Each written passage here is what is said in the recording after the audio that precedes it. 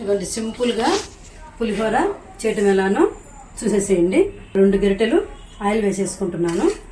దీంట్లో పోపు గింజలు వేసేస్తాను. ఇది నూనె కాయిపోయింది, పోపు గింజలు వేసేస్తున్నాను. ఆవాలు, పచ్చిశనగపప్పు, మినపప్పు, పల్లీలు, జీలకర్ర ఇవన్నీ బాగా వేగనియాలి.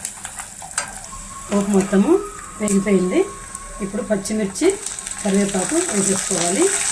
కొంచెము అలానే ఇంగువ కూడా వేసేసుకోవాలి. పచ్చిమిర్చి కూడా వేగిపోయాయి.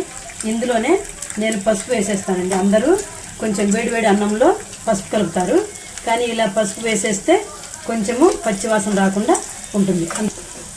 ఉప్పు కూడా ఇందులోనే వేసేసుకుంటా. అంతా వేగిపోయింది. ఇప్పుడు కలిపేసుకున్నాం. ఇందాక అన్నం వండాను కదండి, ఆ అన్నంలో కొంచెం అన్నం తీసుకొని పులిహోర కలుపుకుంటున్నాను. ఇది 5గురికి సరిపోతుంది. మీరు ఎంత కావాలంటే అంత కలుపుకొని చేసుకోండి. వేసేస్తున్నాను.